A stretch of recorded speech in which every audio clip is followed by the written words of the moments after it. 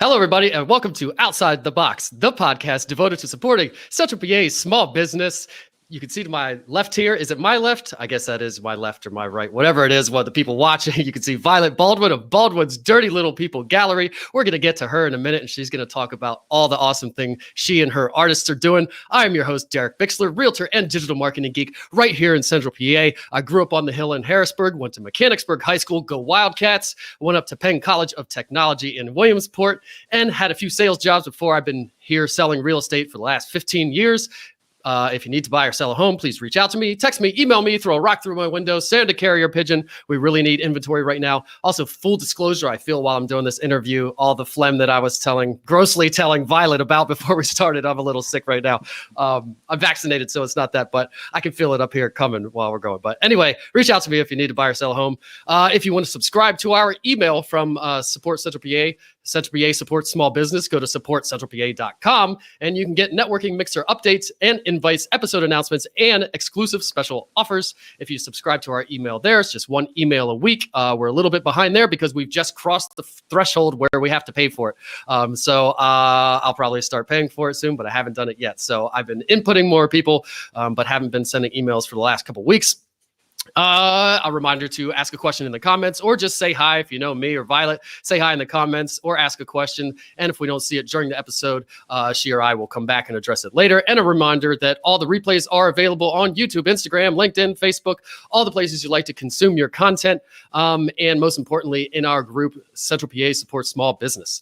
And without further ado, we will bring in Violet Baldwin of Baldwin's Dirty Little People Gallery. And she's telling me that might not be the name for much longer, but we're going to leave it up for the episode right now. Hello, Violet. Thank you for being on. Hi, and thank you for having me.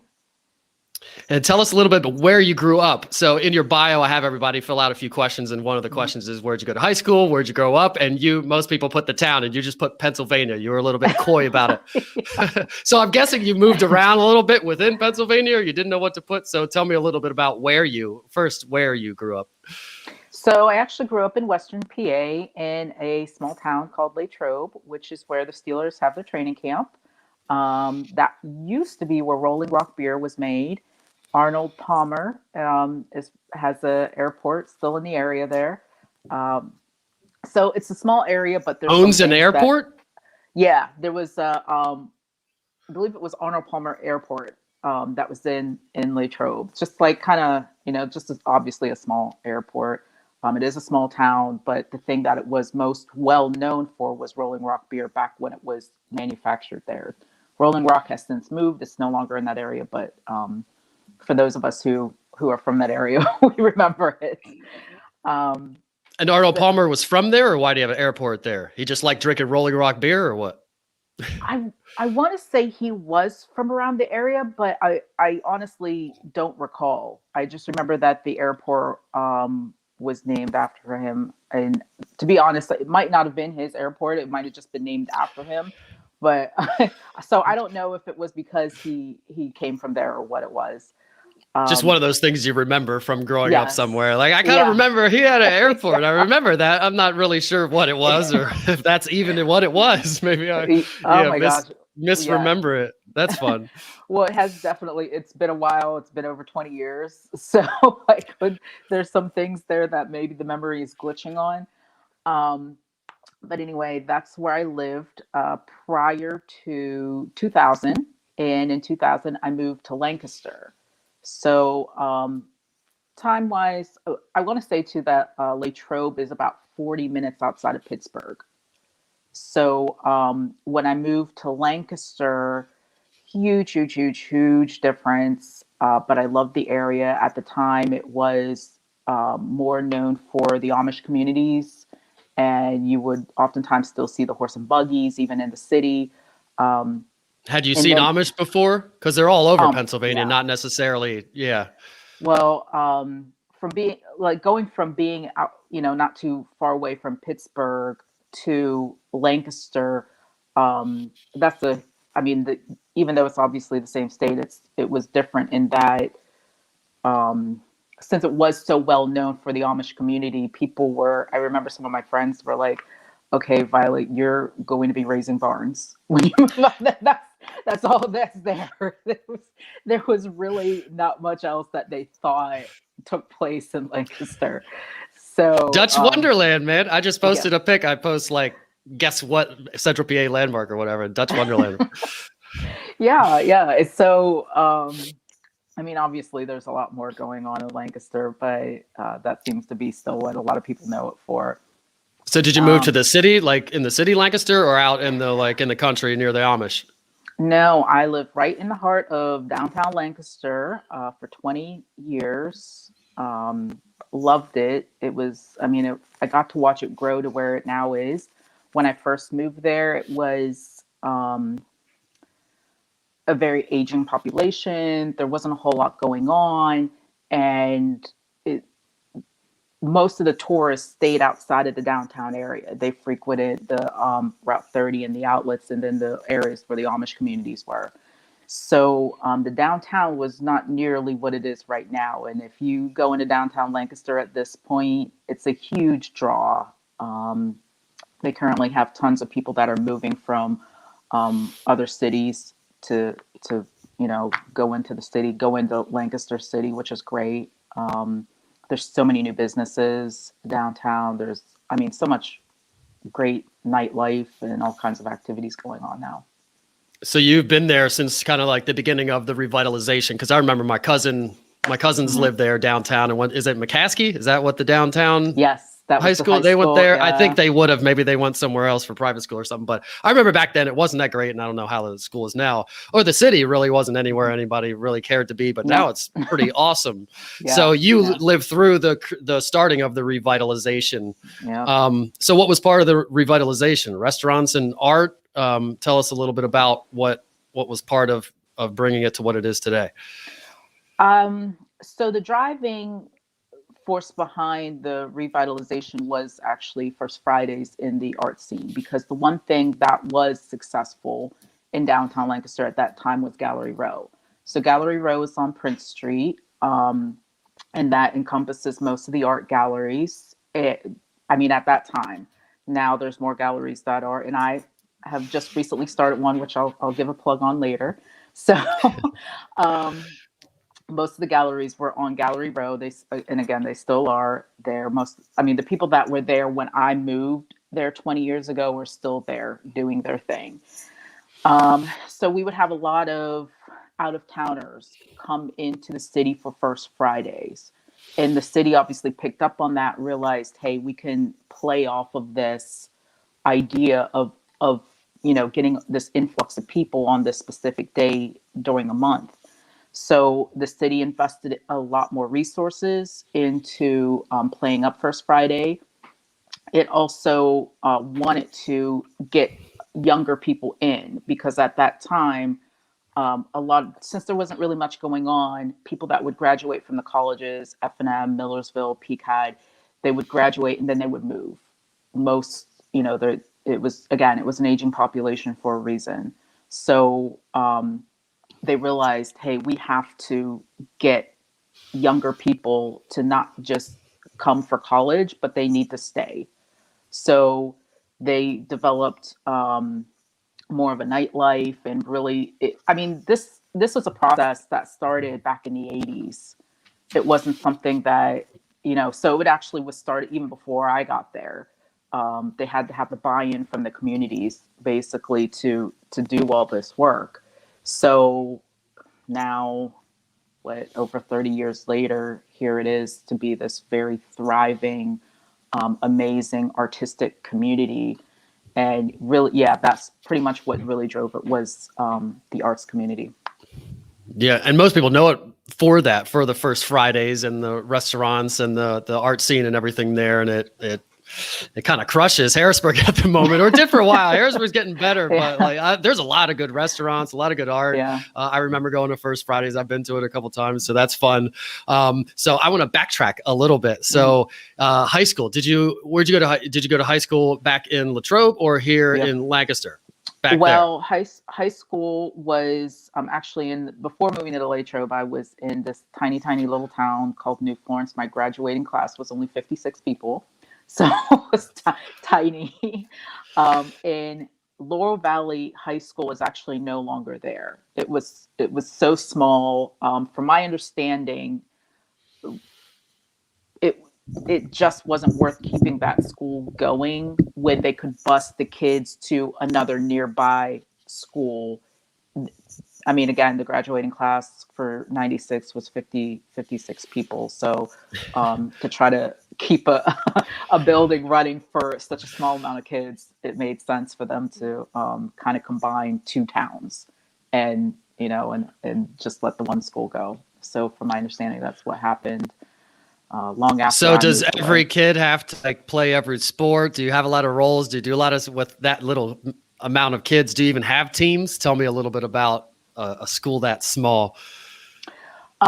Yes, Lower Valley had a pretty good football team called the Rams. And yeah, there really wasn't a whole lot else. I mean, in small towns, I believe in all across America, when you have these little rural areas, um, but I think it can be hard to kind of like have a variety of activities and different sports and stuff because there might not be enough interest, I imagine, or even enough kids to support it. And I do want to say, actually, I recently moved again, so I am talking to you from Gettysburg. So I'm Oh, back into the to the small town life here after 20 years of being in Lancaster, and again, loved it. It really helped me grow. I started my business there. I still go back and forth for work, um, but since I work from home, I I just decided, I wanted to be out of the city and into a quieter, much quieter area. it's a nice place too. The real estate market is great, and Gettysburg and Gettysburg, Littlestown, that whole place there is really nice, yeah. and they've got a pretty nice scene. That downtown is very nice, and everything's Mhm. restored in a historic district and everything. And are there restaurants and art scene there as well? It's small. I hope that will be growing. Since I just moved here, I'm not quite sure where the direction is with it, if they like it how it is, or if they want to grow it. And I do want to say now, my boyfriend just got here, so that noise is the elevator You door. warned us about it. Yeah, yeah. So to the Do, audience, do you want to my explain what boyfriend. it is? Yeah, Yes, yeah. Go ahead. You were. yeah. Let me let him get out of the door first. He can say hi if he wants. Yeah. I also want to know if you ever ride it for Sorry. fun. So this is Alan behind me, and to the audience here, as you can see, he's in a wheelchair. So that noise you just heard was him trying to get out of the elevator when the door doesn't work as it needs to all the time. So yeah, I hear and then the that's dog's a really following good me. job, a really in demand job actually, as elevator technicians, because there aren't too many schools that teach it, and there aren't too many companies that do it, and there's tons of aging elevators in our country and stuff. So that's Yeah. interesting. You didn't answer my question. Do you ride it for fun ever, or it's too slow and Oh. cumbersome? You're like, "Ugh, I don't even want to waste time with Well, this. so I have gone up and down for his dog. So he has a an older yellow lab, Daisy, who you might have seen just come in and out there, and she can go down the flight of steps, but she doesn't go back up them. And so sometimes she'll go down the steps, and when he leaves and goes somewhere, she'll go down the steps looking for him. So then I have to take the elevator down, collect her, and then bring her back up. That's funny. Or groceries or something. You use it for groceries, or anytime you have big loads, right? You would We throw it have, in there. yeah, yeah. It's convenient sometimes for me too. And who does that? Is that a local company that installs those, or you found a place that already had one, or how? He, I don't even know. He had that installed, so he wasn't always in a wheelchair. He used to be a framing foreman for a construction company. So he was on a investigating a roof. They had just completed a building, and he fell 4 stories off the roof and broke his back. So Wow. this was, I guess, over 10 years ago now. And so he, after that, the house was renovated to for him to still be independent and be able to live life. So he doesn't remember what the company was that installed it, but I will say, with the door that's having issues right now, he did have a hard time finding a repair person to come out and look at it and give an estimate. Um, and sometimes it'll actually, like, it's been around again for over 10 years, so sometimes it'll get moody and just stop working. So then, recently again, he found somebody that he could call to come out and take a look at it. But yeah, I can see that has to be a high demand field, because I think the company that's coming out to service it now is from in Harrisburg, I believe. Yeah, But and there they wasn't that probably many. have to be trained by the manufacturer too, right? Because there aren't that many people, and they made this thing, and the manufacturer probably has to train them on that. Or I don't know, maybe those mechanical people can fix anything. I don't know how it works.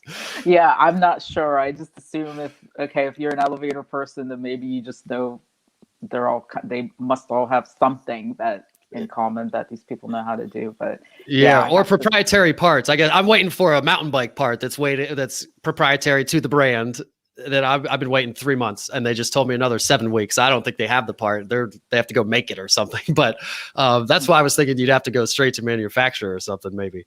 All right. Well, then in high school, this class of 56, were you in art club? Were you into art? Were you into all the stuff that you're into now? Where did all this come from? What were your interests back then?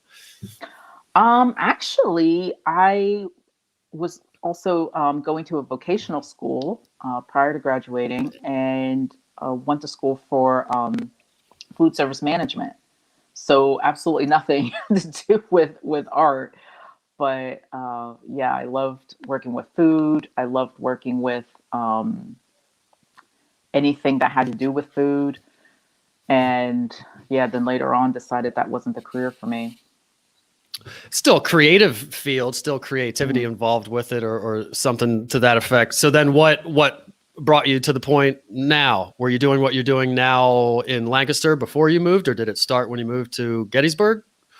No, it's August will actually make 9 years of me doing this. So my anniversary is coming up very soon, and I'm super, super excited about that. Um, I know running a small business for 9 years is kind of a big deal, especially post COVID. so, so I'm really excited about that. Anybody that Um, made it through, period, is oh my gosh, yeah, yeah. I think everybody seriously at this point, if you're not doing something to celebrate getting through 2020, then you should something. So yeah, I started the business in 2012.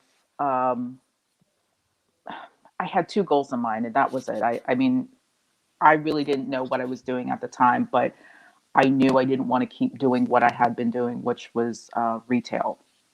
So my two goals were to help people and to work with art, because those were at that time my two passions, and they still are my passions, but developed others since then. But I thought I need to do something that meets those two criteria. That's it. And considering there were no jobs that work with art and really help people, because in my mind, it wasn't just helping artists that I was working with at the time, it was also helping the community at large. So again, since there was no jobs that again fit those two things I wanted to do, I just created my own, which is what it is now. so what is it now? That's the first question I wrote down here is what do you do? Tell us a little rundown of what you Okay. do. So my official title is artist representative, or some people say artist agent. And basically, and I'll just kind of like walk through some processes too, because that might help some people understand a little better what exactly it is. Um, an artist comes to me or I go to them, but at this point, normally it is that way, that they come to me, and it could be that they want to show in an art gallery, and maybe they've never shown before. Maybe they've shown in the past and they haven't done it for a while and they want to do it again. Maybe they want to just sell product inside stores or whatever the case is. It's something that they want to do in regards to their art career. And so we sit down, we talk about what those goals are, and try to come up with a plan of action on how to achieve those goals. But I also express to them that there are certain things that are the basic of the basic in every single contract, no matter what. And that is actually retail. They have to have something, some kind of small product to introduce to retail store shelves. Because I expressed to them that it's great to make and sell original paintings, original drawings, and all that stuff. But the art world has changed vastly over the years, and that can't be your number one market. You have to be able to meet people where they're at. And if Susie around the corner can't afford a $5,000 painting, which I mean, the bulk of people can't, then that person still should be able to walk away with something that they can afford, which may be the $20 print or the $5 greeting card. Most of the artists that I work with do produce a line of greeting cards. There's no wording on the front. So when people buy them, I do express you can use it as a greeting card, or you can take it home and pop it into a 4x6, 5x7 frame, and have that little piece of art that you still love. So they have to be able to do that. And then I help them with finding manufacturers as well, different companies that can allow them to create those prints and those greeting cards and all those other items from their original designs. In the meantime, we do show those original pieces. So I have several different businesses in York County, Lancaster County, of course, and Adams County that work with me. I call them my retail partners. And they have space, empty wall space, where they say, hey, we would love to have local artists work in to put on display and then sell it. And I negotiate. If they don't already have a contract written up, then I negotiate an agreement between my business and their business. How much commission are they going to take? When do they do their payouts for sold items? How do they do their inventory? All the little details that most artists don't typically think about. I kind of take that and, that's just how my brain works. I look at like, okay, what's the worst case scenario? So let me put that into contract. And then once we've negotiated to both of our satisfaction, there's a document that they sign off on, that I sign off on. The artwork is added onto an inventory list that once I bring it in, they check off the inventory sheet. It lists all the artwork, the prices, how much, the quantity of each piece. I hang it on the wall. Sometimes they hang it on their walls. So those are displays that are revolving displays. They don't hang permanently. Typically they hang for about 3 months. Next year, I'll be starting a process where the artwork will hang in any given location for 6 months.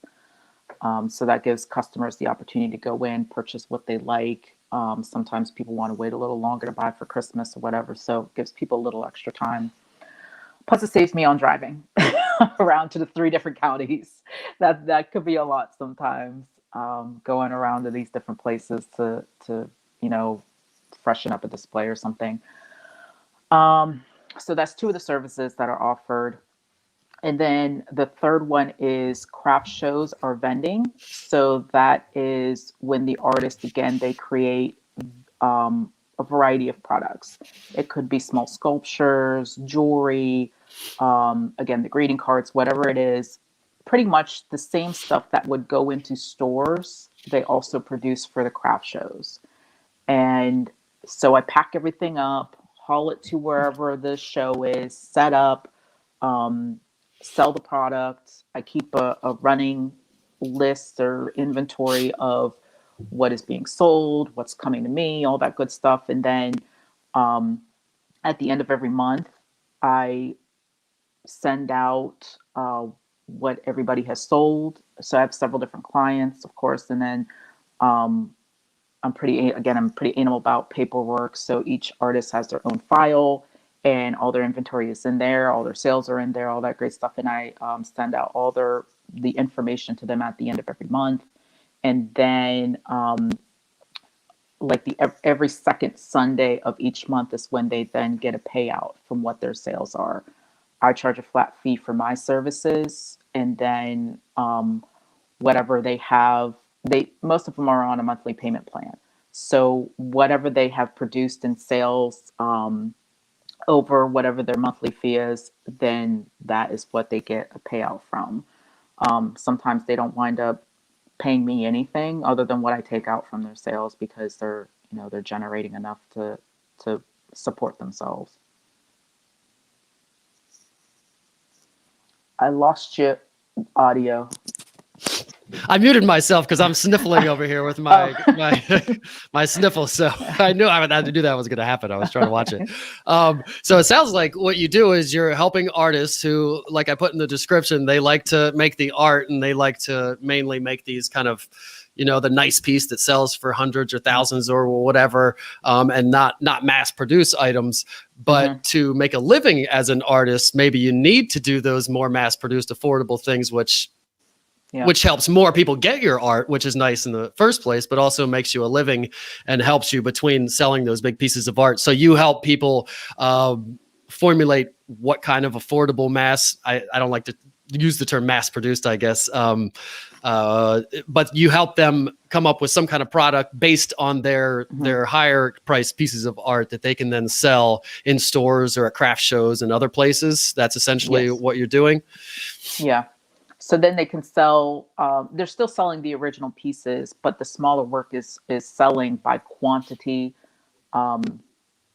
versus waiting forever for, that couple $1,000 piece to sell. And in the meantime, again, you could be still generating income by selling all that other smaller stuff. There's a lot of artists that in the past may have never given it thought to reproduce their originals. And I'm actually seeing some doing that now. Like they're getting on board with the idea of, okay, we really have to, we have to pay our bills. So if you Van Gogh got $8.50 posters out there. So get off your high horse and make that money. Yep, and then you can sit in the garage and paint that big giant mural that you want to paint and spend your life doing that and sell what you need to sell to live your life is how I see it. But yeah, that's it. So do you have a hard time? You said people come to you. So if they're coming to you, they have some idea that they already want to do this, or are they just coming to you saying, hey, I make art. I can't seem to make a living out of this. And I'm told you're the person that can help me do this and not have to get a real job, quote unquote. How does it work? What do they come to you with? They are coming to me now. That was actually one of my goals probably about 3 years ago. I really thought about it. I was doing all kinds of marketing. I was putting all kinds of things out into the atmosphere. And I knew that at the time I couldn't justify the expense of hiring a marketing professional to really work on that for me, because I'm a one-woman show. I do everything myself. And sometimes the expense is just cannot fit in my budget. So I thought, okay, I'm going to just keep, hitting the pavement and doing my own marketing. So I was doing that. And then again, about 3 years ago. Let's stop there. Hold on. Because I like marketing. So let's unpack that a little bit. What'd you do for marketing? So using social media like everybody does, that was probably, I would say I had two number ones, but social media was kind of one number one. And then the other thing that I used to do a lot of was hanging like flyers in places where artists frequent. So that's, coffee houses, small restaurants, anywhere that I know that the artist community hangs out or frequents is where I was placing information. I definitely, again, being on a budget, I did not see any point in putting stuff in areas where I knew my market wasn't going to be at, or more than likely wasn't going to be at. Even if you have a huge budget, that's dumb. Why would you advertise lipstick at a rodeo? I don't know. That might be a terrible analogy, but whatever. No. This. So anyway, I was doing that. also doing a ton of networking. I mean, probably the first 3 years was when I was doing the bulk of my networking. I mean, I was going to every networking mixer that was out there. And I think, I mean, there was that one point where I definitely had like burnout from just doing that alone because, I mean, I was probably at a mixer 2 to 3 nights out of the week. And I mean, that's for me, for somebody who is, I mean, give me a, you know, time by myself, like a good TV show, a couple of cats and, some music, and I'm happy with that. It was a big push for me to really get out there and go to these events, but I did it. And it's not And like they're not artist specific networking groups, right? So mm-mm, there might be one in there, but it's pretty much all. yeah, So you're hoping that one of these people might know an artist. So yes, it is a lot of yeah, work, and if you're doing a lot of them, and if you're an hmm, introvert like me, you go home yeah. after all that and you want to just turn on Netflix and not talk to anybody. But Yeah, that was it. The other thing was that some of I mean, there were events I went to that were very like big and grand, and I gained so much weight. Seriously, like going and just like, because of course, if you're not somebody either, if I go to these events and I have no idea who anybody is in the room, the room is filled with like 60, 70 people or more. And I'm looking around and I'm thinking, okay, I don't know anybody here. And now I have to put on that hat and like, you know, spit game and like go talk to like all these different be people. on. Yeah, so of course I would make my way over to the food table, and yeah, there was, oh my gosh, there were so many times I was like, I might leave with, handing out a couple business cards, but I probably also left with like 5 extra pounds from those events. So um, there was that as well. So did you get And anything out of that or out of any of these obviously you did, and you got it off the ground, you were on a budget, so you had to do these kind of guerrilla yeah, marketing tactics, these free things, which posting on mhm, social media is obviously a great one to do. And you talked about flyers, so you printed out some stuff and put some flyers around, and then the mhm. networking events. What do you think out of all that got you the most? Was it the networking events? Was it the people, or what was it you think that got you going the most? I think the networking events, the one thing that I probably disliked the most was actually the most beneficial. And I I didn't really stumble upon artists. What I did stumble upon were friends. So there's some people that I met, I don't know, 5+ years ago that now we go out and we grab a couple beers somewhere. They're also customers. So I also think that um, your immediate circle, your friends, your family tend to be, big supporters. And it's not like they buy things from me just to be nice. They actually do buy great stuff because they like it. And so from those events, yeah, I gained quite a few friends, quite a few customers that purchased product from the artists. And to me, that was probably worth more actually than finding another client. Yeah. But A tribe of other entrepreneurs and business people, because that's what you find at those places a lot of yeah, times is other people that you can commiserate with and get, yeah, grinding and doing everything yeah, yourself, or even hmm, growing and scaling, or any size or part hmm, along the journey. You find some people that know what you're going through and know yes, what you're doing. Because if your husband or your significant other or your family or whoever, if they've worked for other people their entire life and haven't done what us self-employed people do, it's hard for them to understand, and then we get frustrated. So I yeah, think that's huge what you hit on there, to find a tribe and a kind of a support network, and some business hopefully along the way too, but a hmm, great support network yeah. is awesome. So once you got going, what were the first products do you think you did? How did you get going? Was it just, I'm going to start doing postcards, or what was kind of the first business model you had? You mean products as far as what the artist created, or Yeah, like marketing when you products? started, what was the idea when you said, I'm going to start helping artists make a living? Was it kind of right to postcards? Let's take works of art, put them on postcards. And because postcards and jewelry, are there other things that can Um, translate? Yeah, I have somebody right now who is looking Or at the bigger prints idea. too, not just Yeah. postcards, but prints, I hmm guess would be. Yeah. Oh, there's all kinds of stuff that you can put a great design on. I have somebody who's looking at reusable tote bags to put designs on. Um, Somebody tried a line of T-shirts, and now he's thinking about continuing that um, with a different company. Um, there's a variety of textiles that the artist can take, and sometimes I look at a piece too, and I think, okay, that's not something I would put on my wall, but it might be something I would wear. And, and so art does translate into other items that somebody might love more. And we all have a limited amount of wall space. I mean, unless you have 5 homes that you're putting art on, filling all of them with art.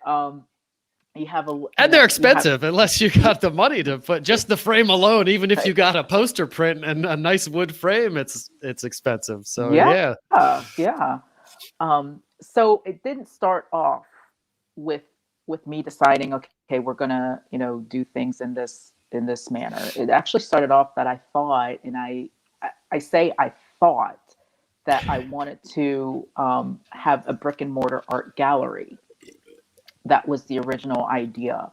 Was Like a that normal art gallery with the yeah, actual hundred thousands of dollars pieces, the white yeah, walls, the thing we all picture. yeah, yep. Okay. And in my mind, I had envisioned this large space, and I would have a variety of unusual art. Like it would be stuff that you couldn't find on Gallery Row, or walk into some of the other galleries and be able to view. It would be some some things that people would talk about and say, okay, you want something that is unique and really kind of non-traditional, go to this place, go to Violet's place, because that's where you're going to find it. So that was the original idea. But yeah, once I started looking at the rent at for places on Gallery Row or around that area, I thought, oh my gosh, this is like oh my god, it was just scary. It was scary to think, okay, if I drop this kind of money to for this space, and in my mind I was doing the math on how many pieces I would have to sell at X amount to even pay that bill. I was like, okay, I just don't think that I'm going to do this this time. And so started working on the things that I now work on, which is being a service based business instead of a brick and mortar gallery slash retail space. And I actually love what I do, as far as I'm kind of, I get bored easily with doing the same thing every day. And I mean, it's the entrepreneur brain. I think we're all like that. So, I think I definitely would have, over time, especially again, this is 9 years. I don't think I would have been doing an art gallery for this amount of time. Being able to stay fluid and travel to these different areas, talk to all kinds of people that like, I love, love, love, love whenever I meet a new store owner and I go in and we develop a good rapport and they love the products I'm bringing in, and I'm telling them about the artists, and then they make space on their shelves for the items. So I love that. I love dropping the items off, because I know, just like it's Christmas for me when I receive the stuff, it's like Christmas for them when they get it. um, I love going into the different places to hang the original paintings and then get the feedback from that store owner on what their customers like and what they don't like. I do actually enjoy doing the craft shows and talking to people, whenever they come up.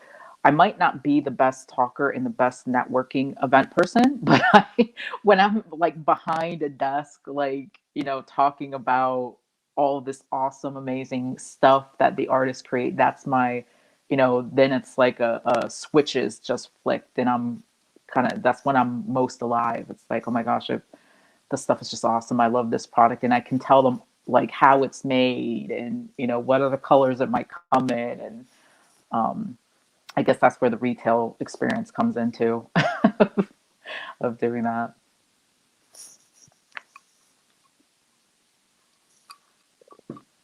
Muted again, foiled by the mic mute.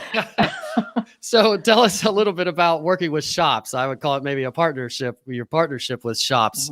Are you currently looking for more, if there are any out there? Because I know we have a bunch in the group of little gift shop owners. Is that the kind of shop you're looking for? Who's your ideal customer as far as the shopkeepers go?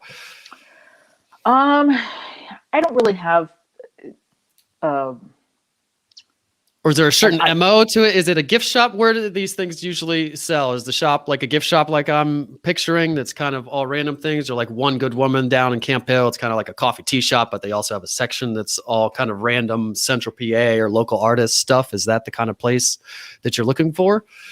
The stores I work with right now, and I do call them retail partners because that's how I think of them. It's a pretty wide range of shop owners that I work with. There's one business model that I have 3 stores right now that are makers markets. So that's kind of a new thing that came, you kind of came about a couple of years ago, and now you're seeing them everywhere.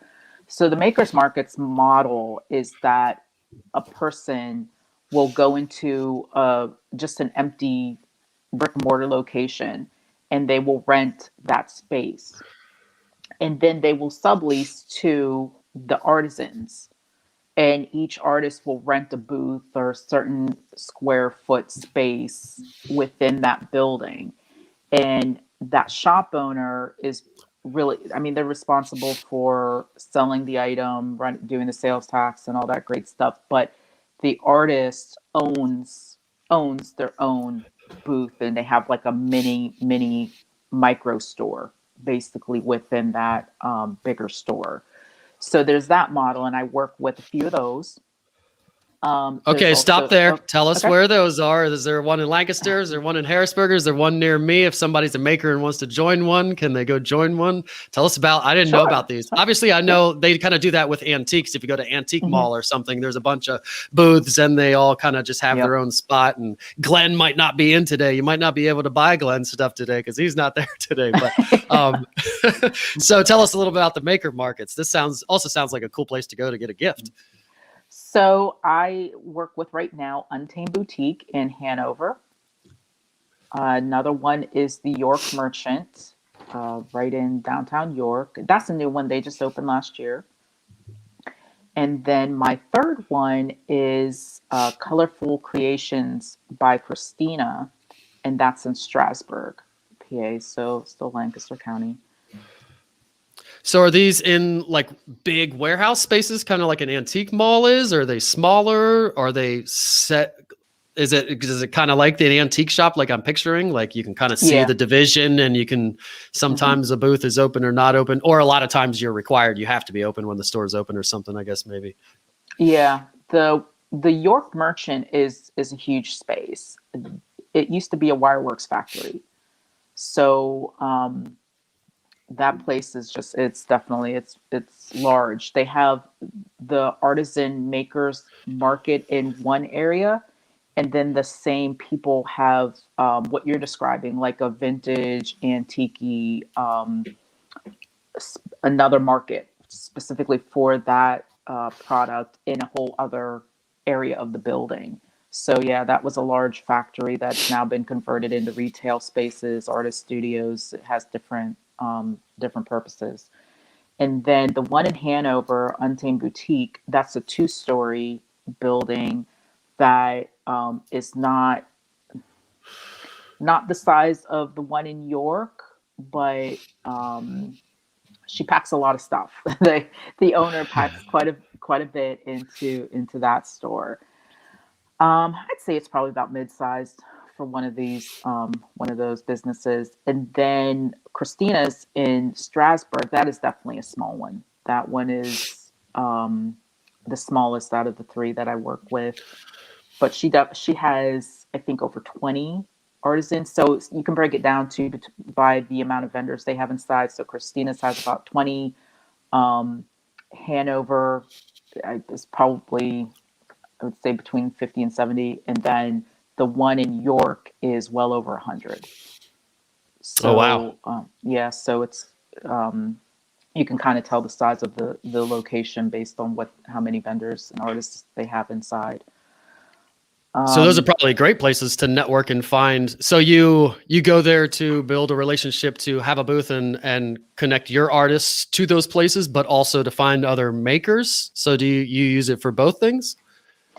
I don't look for artists at those locations because so this is something that I've kind of narrowed it down to with the people that I work with, because I know a lot of people would probably frown on this, but I have said no to people that have approached me to work together. And I have a couple of criteria for my clients. They have to need help with what they do, and they have to want the help. It doesn't That's do even more either. critical. Yeah, exactly. You If could not need they're, it, but if you really want it and you're going to actually do what we're talking about, then great. We'll do it. yeah. So a lot of times those people that already have booths set up in these places, especially if they know the drill and they have multiple locations, they're traveling around, and again, that business model is popping up pretty much everywhere at this point. So say they've got 10 plus stores that they already work with, um, chances are they might not need my help. They may not need to come on board for a full 1 year contract, and then I'm giving them information and different things that they either know already or they have no interest in moving forward with. So the business that I run is definitely based on, okay, you have to really truly actually need some kind of assistance in your arts career, because otherwise I'm an ornament. I'm frivolous. There's nothing, and why pay my fees? And that's another thing. I don't want to charge somebody a contract price and then they're halfway through it and they're like, well, this is stuff I already knew. I can do this myself, because then they're looking at me like, okay, well, you're just like, you're taking my money and I can do this myself. So again, there's no point in me like truly reaching out to those people. That's definitely a group of people that um, if they do want help, my information is always left with the shop owner, and they can connect to me through them if they think that it's something. If they see what I do, then great, and they want to work with me, great. But yeah, there's reasons why I don't reach out to certain people, and that's one of them. I just don't. I just feel like some of those people really don't need a hand with anything. They're doing it all themselves. So Yeah, it's important, and I remember to unmute that time. It's important to know who your ideal client is and who to say no to and who to go after, and because that can save you a lot of stress, obviously, in the end. And a lot of times we want to just take every business, but knowing the business that we really shouldn't take is half of the battle. Are there any, before we go on to our funny question that has nothing to do with anything, are there any artists that you'd like to plug right now that you're working with? Well, I would actually like to plug the new gallery space I mentioned in Lancaster. So remember me saying that originally I wanted to open up a brick and mortar gallery, and then I didn't do that. I've been working from home and I'm very fluid. So as of last month, I have collaborated with a downtown business owner in Lancaster City to create their first art gallery. The business is Altana. So the address is 26 East King Street. For anybody that lives in Lancaster, they probably know Altana. A lot of people have gone to their rooftop bar. They have a restaurant on the lower level, and then they have a bakery that's in the front of the building. And a lot of people have gone for the bakery as well. As soon as you pass by, you know it. You see all the really great stuff in the windows there. So I have a friend who was working with Altana as a manager, and he approached me back in February and asked if I would work with them to create this new gallery space. So it's a 3-story building, and the second floor was not being utilized. It was really kind of dumping ground for some of the stuff employees had or the owner. It was being used kind of as an office space as well. It was just like underutilized. So anyway, now flash forward to now it's this amazing, awesome art gallery that we had our launch first Friday, super, super successful. We had tons of people come out. It was an amazing attendance. The artists that are currently in there are Megan Nelson, Thomas Valentine, Stu Bradley, and I'm going to keep going down this list. So this gives you an idea too of how big this space is. It's large. Mike Finch, Joe Montalbano, Jane Coble, Stephen Georges, and Jasmine Gabriel, and Ira Steele. So there's quite a few artists that have original paintings hanging on the walls now. It'll be up. All the work that's there now will be up until the beginning of January. And then some of it will come out. Some of the unsold pieces will come out, and I'll refresh the space. But yeah, I'm beyond excited about this. You're muted again. Then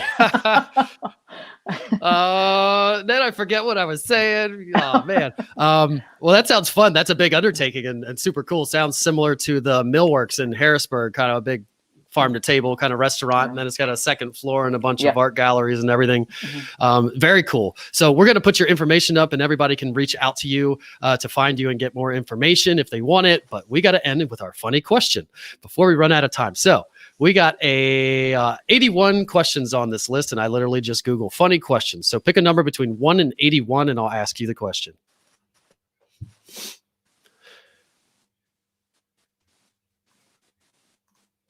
Can you hear me? Are you there? 81. 81. You're coming in and out, I think, but I heard 81. Okay, I hear you now. It's like we're getting frozen for off. There we go. We're good now, I think. 81. I think you might be the first one to pick the last one. Would you rather be a professional athlete or an astronaut? Would you rather be a professional athlete or an astronaut? Oh, no.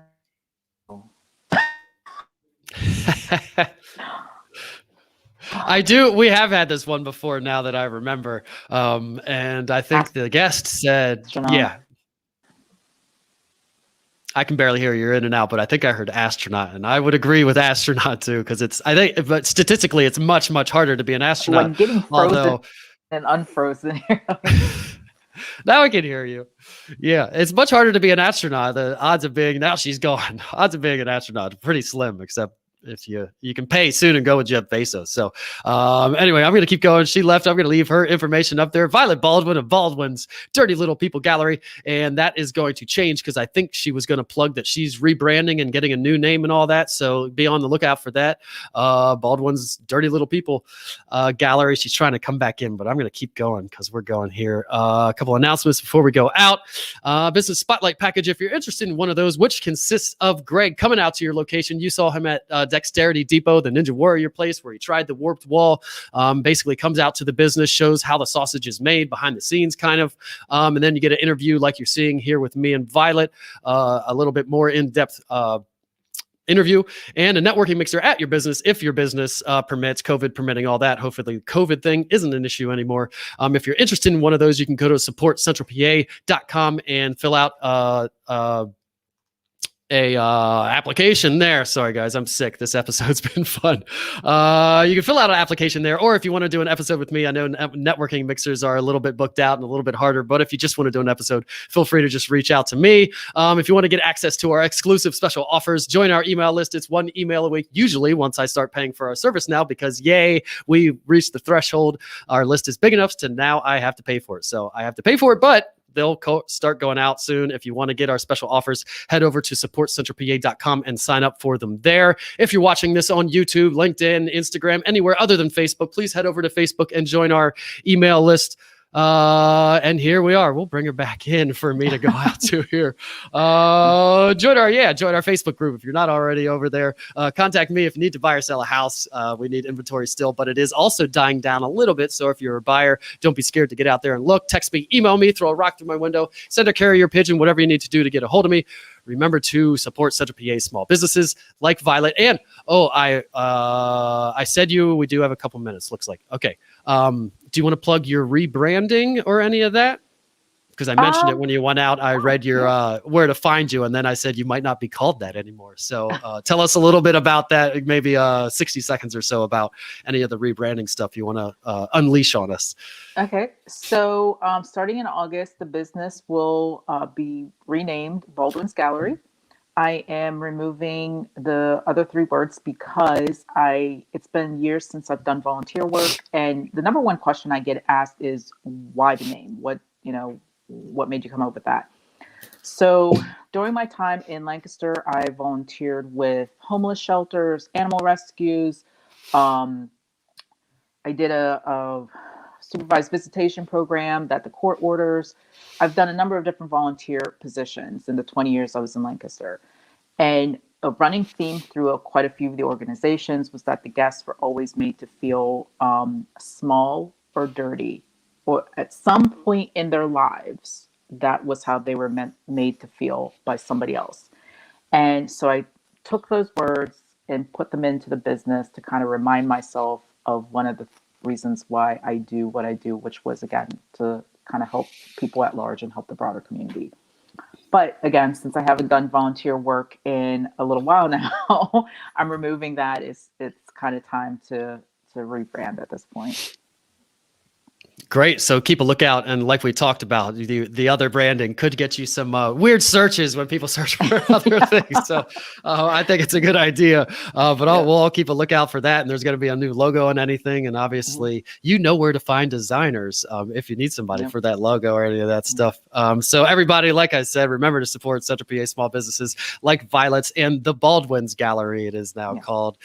Thanks for listening and watching, everybody. And say goodbye. See you, everybody. Bye.